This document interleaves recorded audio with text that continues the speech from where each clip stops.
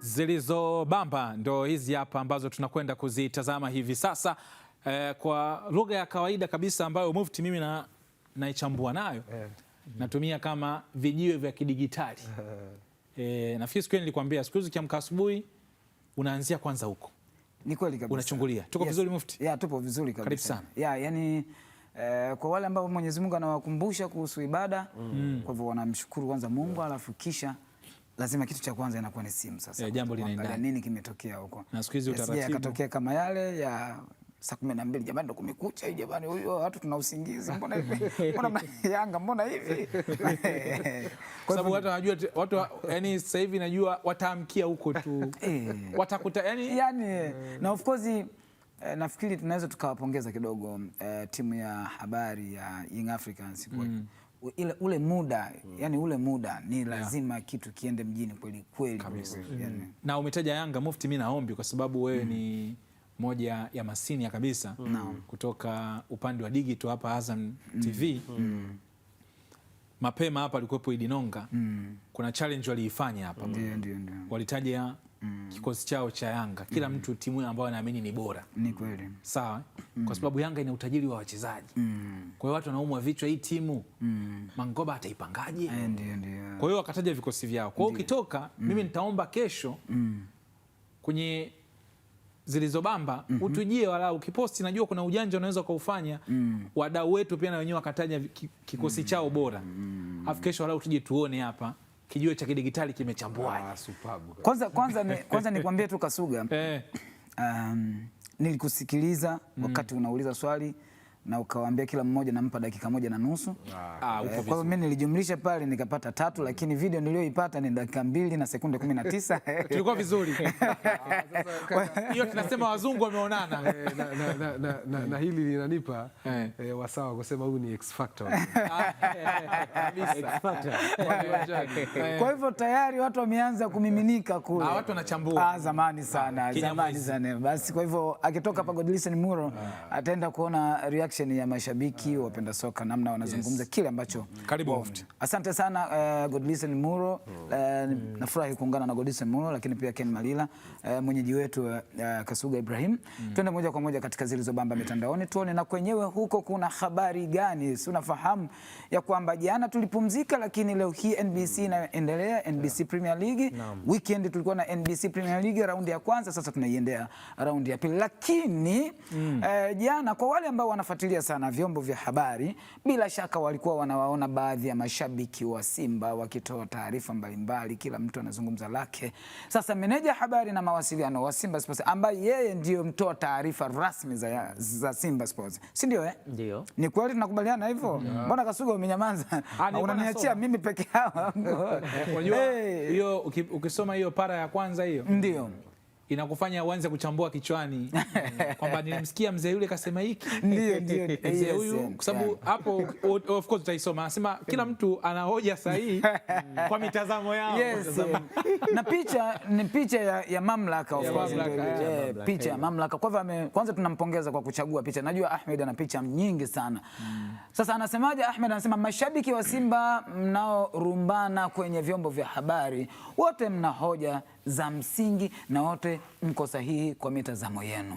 Agizo langu ni wote kuacha mara moja marumbano hayo ili kuipa klabu utulivu iendelee kupambana na ligi kuu.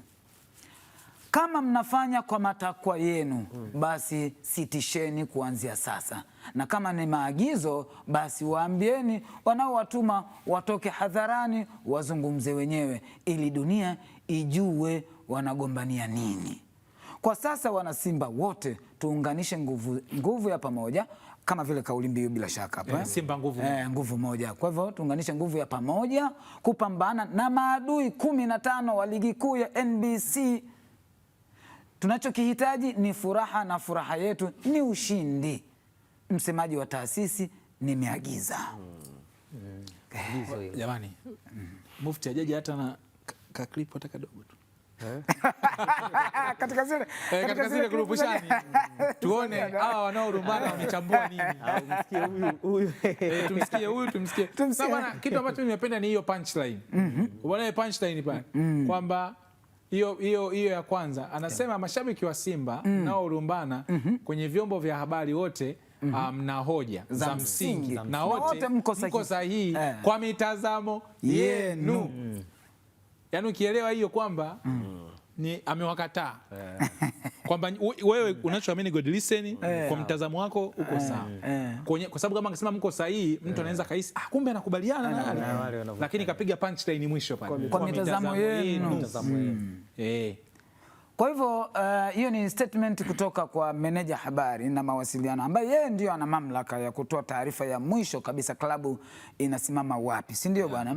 Na naona Farhani Kihamu huyu mwanahabari na mchambuzi lakini shabiki wa Simba yes, amejitanabaisha hivyo, yeye ameamua kujiweka wazi na anasema statement kwa herufi kubwa kabisa, na kuna likes kama 642 hapo kuonesha na wao wanaungana mkono na kile ambacho wamekisema meneja habari na mawasiliano wa Simba Sports. Naam. Mimi nina swali dogo tu hapo. Naam, kwa Ahmed au kwangu? Ahmed Ali ni afisa habari. Naam. Ama meneja wa idara ya habari.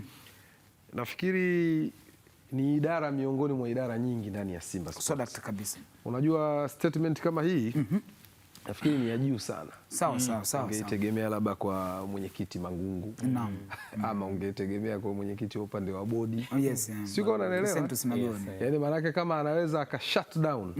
Unajua hii ni statement ya kukataza. Ndio unajiuliza sasa organ ndani ya taasisi kubwa inaweza ka shut down, maanake hii mihimili miwili ambayo inahusika na taasisi upande wa bodi na upande wa wanachama ambao ndo Mangungu, naamini ndio ipaswa kuwa ndo statement inatokea huko.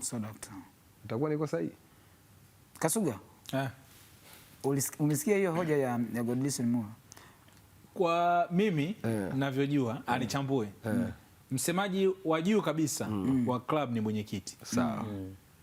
Alafu baada ya hapo itategemea, kwa sababu Simba hujua na mfumo wa bodi ya wakurugenzi zake lakini msemaji wa juu wa klabu ni mwenyekiti.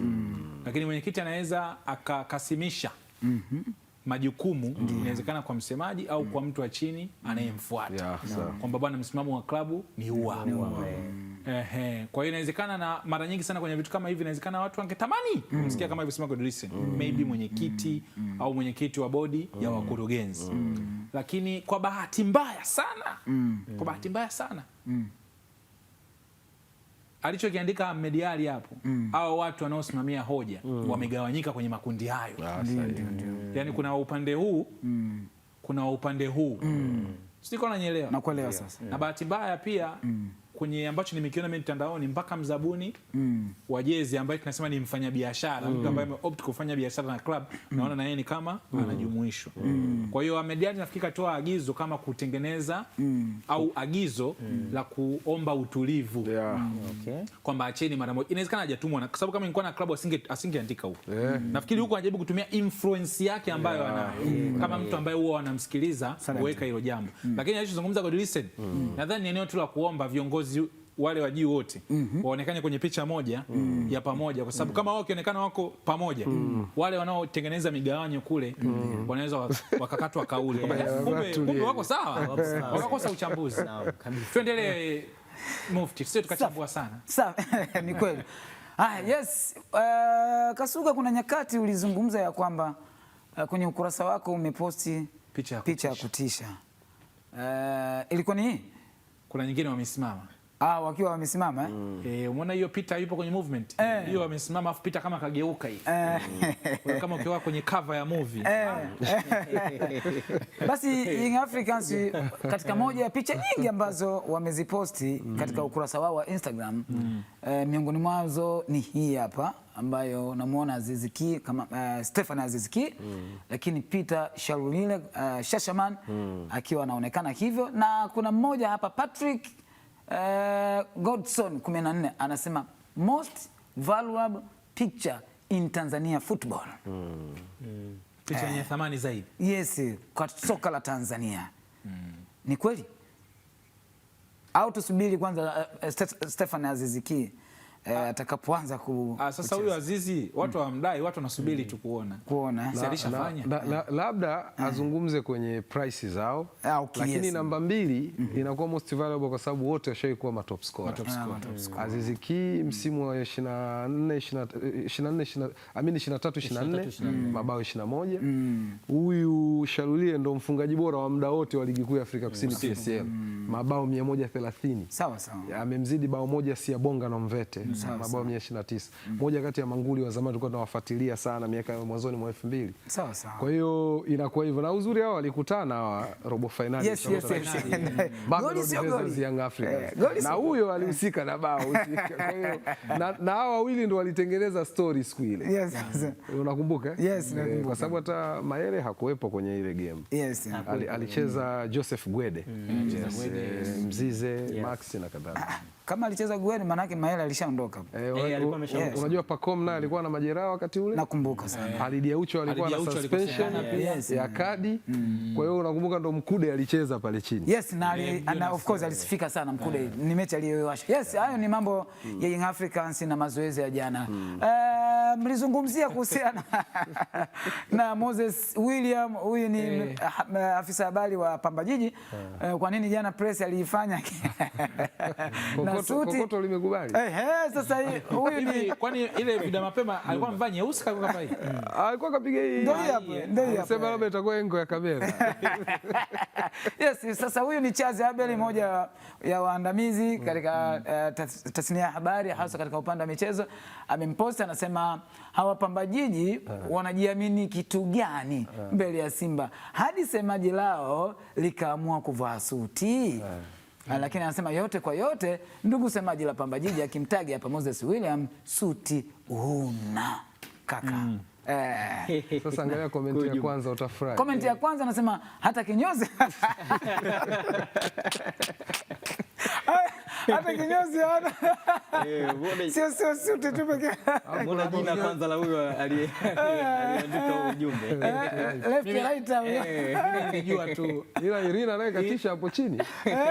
Irina wa mwisho kabisa anasema halafu Engo kazingatia kwenye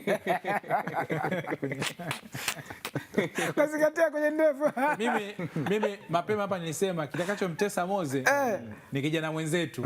Tutazame. Yes, hayo ni mambo ya Pamba Jiji kuelekea katika mchezo wa kesho dhidi ya Simba Sports. Na yeye mwenyewe kwenye ukurasa wao wa Pamba Jiji wanasema taarifa hizi sasa kutoka kwa Moses William. Anasema kuna watu walituona juzi dhidi ya Dodoma kwa maana ya Dodoma Jiji, wakaanza maneno na wanadhani ndio tutakavyoingia dhidi ya Simba. Niwaambie mnajidanganya, njoo muone mechi. Semaji la boli nafikiri alitaka kusema semaji, lakini ameandika semali. Semaji la boli Moses Williams alipokuwa akizungumza na waandishi wa habari. Hiyo ni taarifa kutoka katika ukurasa wa Pamba Jiji kuelekea mchezo wa kesho saa 10:15. Twende katika posti nyingine tuone na kwenyewe kuna habari gani. Leo hii Fountain Gate wanaikaribisha Mashujaa, ambayo Mashujaa imepata ushindi dhidi ya Coastal Union, si ndio? Katika mchezo wa kwanza pale Mkokwani Tanga, lakini na wao wamekuja na creativity kwa maana ya ubunifu. Unaweza kaona kocha pale Freddy Felix Kataraia maarufu Minziro kwamba topic ni Fountain Gate FC, subtopic next match, date tarehe 18 mwezi wa 8 2028, Sheikh Amri Abedi Arusha saa 10 jioni. Ana deni letu kamanda, huyo ni Mashujaa. Nini kitaenda kufanyika? Haya, na hapa pens down time is over. Wale waliopita darasani bila shaka wanakumbuka wakati huo upo swali la ushapiga A kule upande wa A unaingia B kule kwenye mathematics pale. Na unajua hiyo deni Fountain alipoteza mara ya mwisho. Au sio na hajawahi kumfunga Mashujaa tangu Mashujaa mpanda daraja. Ya sawa.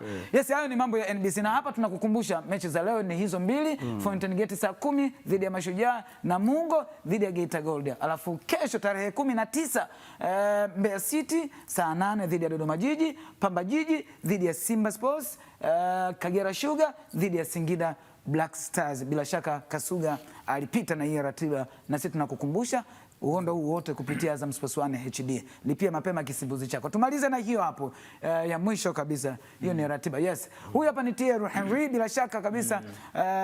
Godlisten Muro atakuwa anamkumbuka sana pale Arsenal. Amefanya mengi kweli kweli, na baadaye akaenda kumalizia kule Barcelona. Hapa alikutana na shabiki huyu alikuwa anataka kumhaga ama kumlaki Thierry Henry, lakini alikuwa kuna vitu anatafuna mdomoni. Niliona hii video, nilicheka sana. Kwa hivyo Thierry Henry akamtuliza kwanza, hapana, tuwezi ukaniagi ukiwa unatafuna, na inawezekana ukaja sikioni, maana kwenye kunihagi utakuja sikioni kwangu wakati na shabiki alikuwa akachangamka sana.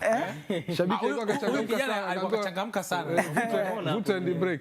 Kwa hivyo akamwambia nenda hebu meza kwanza unachokitafuna kisha njoo tumalize, na mwisho wa siku akamruhusu kumlaki. Bwana nikurudishe bwana, shukrani sana, na nimecheka sana kwa sababu mimi niliiona, sikutegemea kama Mufti angekuja na hii clip, lakini Henry kwa sasa amekuwa moja kati ya magwiji mchambuzi ambaye anafurahisha sana kumtazama, kawa na matukio mengi sana. Mufti, sisi tukushukuru sana kwa kutupitisha.